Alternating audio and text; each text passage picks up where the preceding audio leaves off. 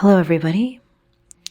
I want to say good morning because it's morning where I am. It's actually pretty early. The sun's not even up yet. And this week I've been working on the course, but for the YouTube channel and for my Substack, I've been addressing a topic that relates to honesty, that relates to how real can you be? How often do you lie? Because you have to. I mean, sometimes there are situations. There was a period of my life where I felt like I had to lie all the time because if I didn't lie, there was a chance that I could be punished. There were people who needed me to live in their lie, in their fantasy world. And I couldn't really afford to be honest until the day came when I decided that I was not going to care anymore about what they thought, and I was going to deal with the consequences. And that's essentially what I wanted to talk about this morning. I want to talk about the courage to be disliked. And I did read the book. There was a book that came out a number of years ago, and I actually listened to the audiobook, which is an interesting production because it's one of these kind of theatrical readings where you have two different voice actors going back and forth. And it's based on the work of Alfred Adler, who was one of these founding fathers of psychology. He was a colleague of Freud and Jung. Oddly enough, I had never heard of him until I listened to this book. And it's a really interesting book if you're interested. The production can be a little annoying. The character who plays the novice is really irritating, and also Adler, according to this book at least, doesn't really believe in trauma, or perhaps it's the idea of trauma. I don't know. My attitude is I want to learn from everybody. As long as someone isn't a complete jerk and is being just really disrespectful to me personally, I listen to what everybody has to say, and I usually learn from everyone. And I really don't understand how the world got to be so polarized where you have to agree with everything I say if I'm going to listen to anything you say. That's just ridiculous. I think it's because I grew up around so many people who I strongly disagreed with, but I loved many of them very much. And there's a reason I loved them, because they had other things to say. They had other things that I agreed with. There were things about them that I admired. So we didn't agree on certain ideas when it came to spirituality, perhaps, or morality. There were other things about them that I found moral and spiritual. There were things that it was their essence that I loved. And I guess that comes back to what I wanted to talk about today, this idea of being okay with being disliked. And I think this is relevant to the topics that I tend to share on this platform, because while I am trying to talk to pretty much everybody, because I think the world does cultivate an environment where it attempts to program everybody to think the same and feel the same, basically to go against your own instincts and your own intuition. I do tend to speak to a particular type of person, somebody who has been through a certain kind of intense version of that coercive manipulation. If you were brought up in an environment where there were people who were so, I'll just say it, insecure. They were so insecure that they could not tolerate anybody being different from them or having a different opinion or a different worldview, I should say, to be more general, then it meant punishment for you.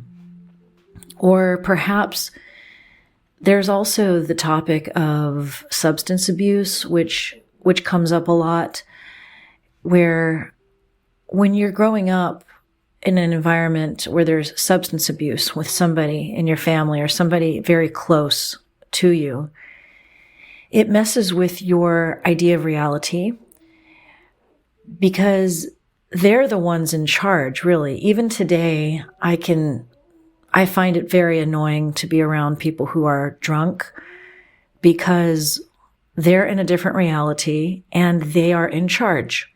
Essentially, that's what it feels like because their emotions are so uncontrolled. They are not in control of their emotions, I should say. And a person who is not in control of their emotions is a dangerous person to be around. And that could be said also for certain psychological disorders. Some people who have certain, and you guys have to remember, I'm not a psychologist. I'm just a regular person who teaches voice lessons. And I have some experience with wellness practices, alternative methods that got me out of my chronic trauma state and helped me to basically recover from some severe PTSD symptoms. And I'm just sharing with you my perspective. But there are certain psychological disorders where the people can become so erratic and out of control where they end up dominating the space. And so you might be the person who had to manage their emotions. And I heard that phrase recently. I heard two people say that on one podcast, Diary of a CEO. He was interviewing Tony Robbins, and he was talking about his mom and how he had to manage her emotions. And I had heard someone else say that not that long ago. And that phrase always strikes me. I always think, wow, that phrase sounds so simple and almost clinical, but it actually says a lot. When you have to manage someone else's emotions, you essentially have to be concerned about being liked.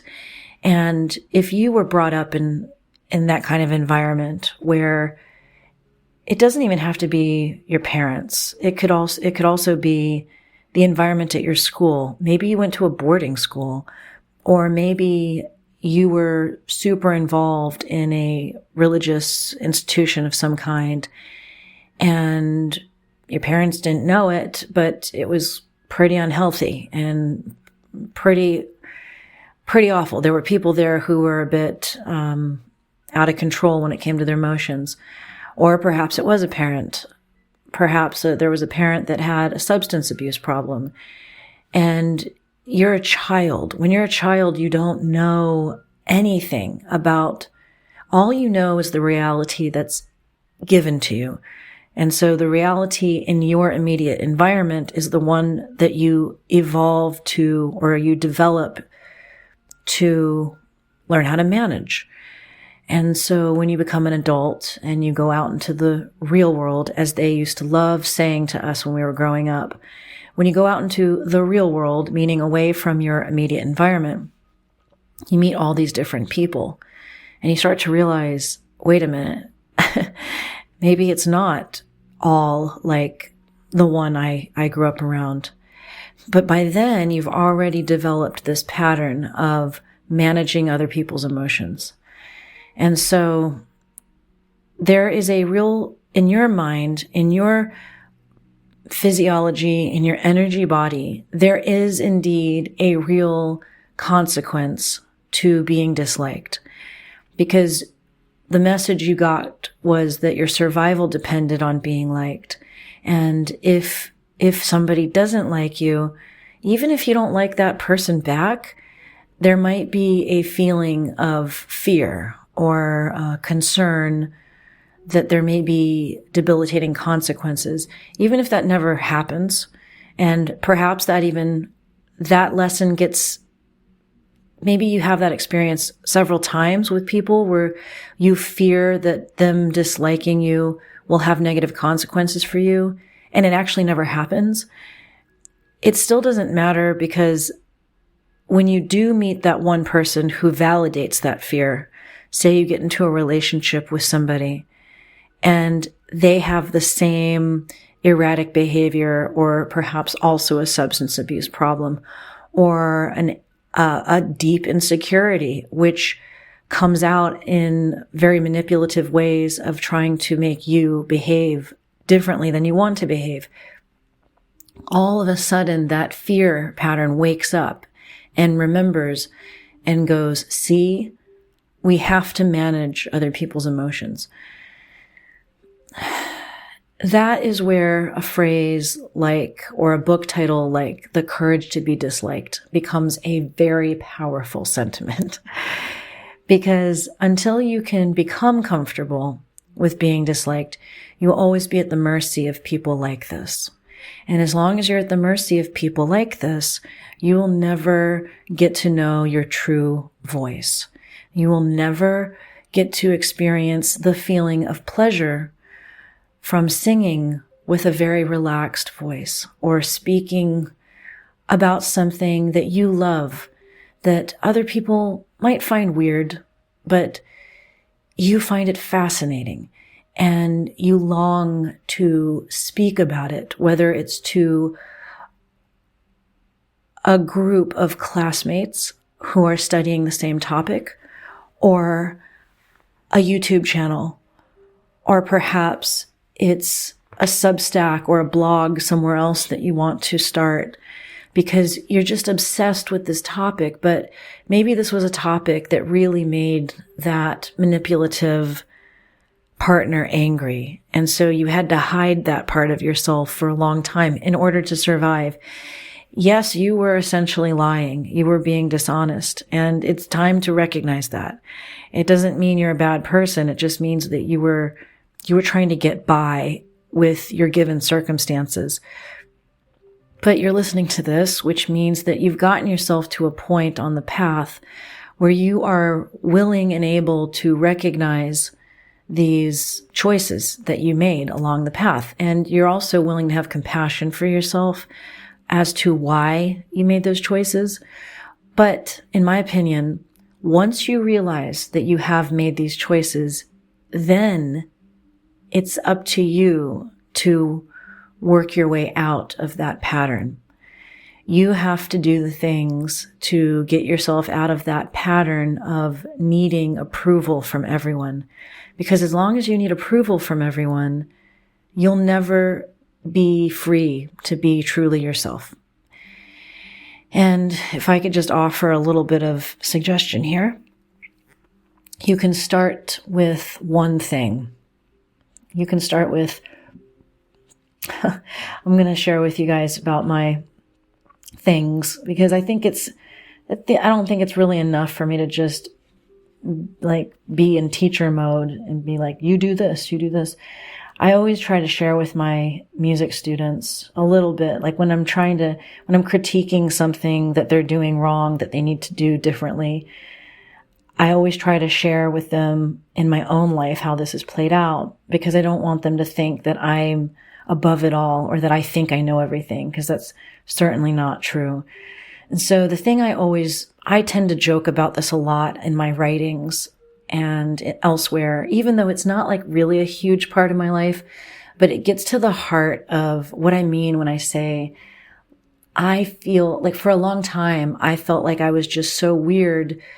And so I'll joke around about how you can start with one topic, like for me, UFOs, and UFOs are becoming so mainstream now. And maybe that's why I feel comfortable admitting it. But for a long time, you were not, like accepted by normal mainstream people if you admitted to being interested in UFOs, entertaining the idea that UFOs are real, or that perhaps the government is hiding the government, like the topic of disclosure is something you think about, or that you have opinions. Like I have opinions about UFOs. I have opinions about the so-called disclosure that's happening and all these so-called whistleblowers. Like you can even, if you know anything about this topic, you are reading between the lines with my language, and you already know what I think about them and how I feel about them. And you may have judgments about me, and that's okay, because you're allowed to have judgments. You're allowed to have strong opinions about the same topic that I find interesting. And my point here is to say that once I started admitting to people in my life, not like I would go on tangents. I'm very selective about who I talk to about certain topics, because I don't want to be bothered. Like I don't need to force anybody to accept that I have interests that they may find weird. I'm not interested in doing that. I couldn't care less. If somebody isn't interested in something I like, that's fine. We'll talk about something else. But I started experimenting with making little jokes here and there about my interest in UFOs, just as a way to start feeling like it's okay. Like it's okay that I like this weird thing, and that you might think it's weird. It's okay. Like I'm comfortable with it. I'm comfortable with your reaction to it. I just want to be real.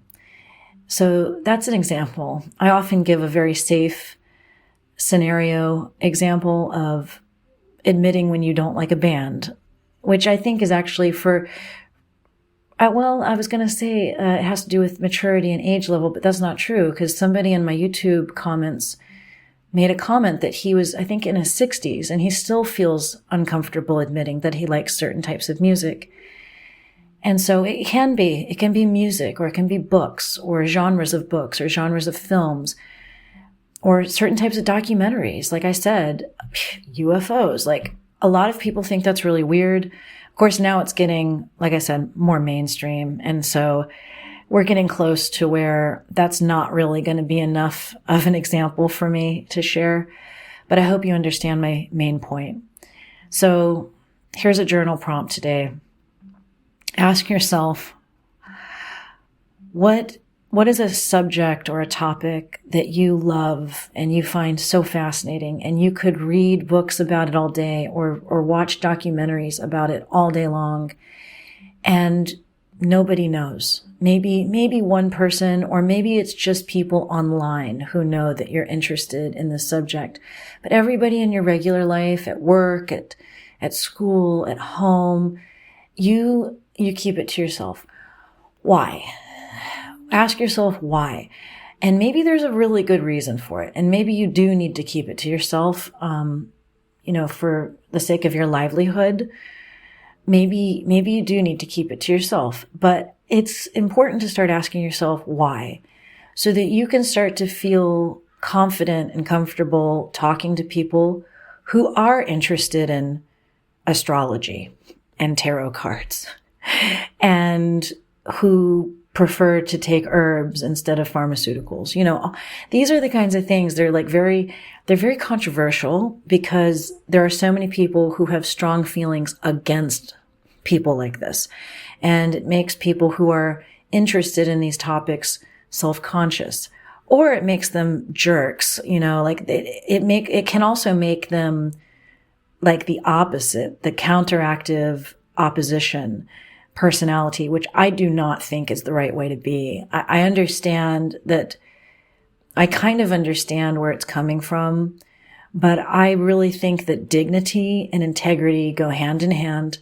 And that means that even if you are in the minority in an environment, you still have to act with dignity and integrity, which means if you're in a room full of UFO deniers or people who totally believe the disclosure sentiment is like totally, there's nothing fishy going on there, and you're the only one in the room who disagrees, you can't beat up emotionally the people in the room. You can't yell at them. You can't get defensive and argue with them and try to like manipulate them in a way to come to your side. You can't do that. You have to act with integrity at all times. You have to be dignified. You have to with dignity, believe in what you believe and settle into a feeling of confidence about your worldview, and trust that it's okay that there are people in this world that do not see things the way you do. And that the more comfortable you get with that, what I have found in my own life, the more other people who are like you start to show up. And you start to realize, oh, I was alone in my worldview before, but I'm not anymore. And that does something to you. It's really interesting. It makes you feel safe. It makes you feel like, yeah, I'm not a weirdo. I just didn't know other people who were into science fiction books that predict the future or whatever, whatever, pick your weird topic. Anyway, I hope that this has given you something to think about on the idea of being okay with being disliked. Write about it, explore this topic, figure out a path for yourself where you start to embrace who you really are, regardless of the consequences, because honesty is our ultimate goal here on the spiritual path. A healthy voice is an honest voice. A healthy voice belongs to a relaxed body. A relaxed body is comfortable with who they really are. Someone who is comfortable with who they really are is comfortable being honest. All right. So if you're looking for help along the way, please check out my course, The Voice Liberation Method. Right now it's 50% off before it launches in just a few weeks. Check out the link below. See you next time.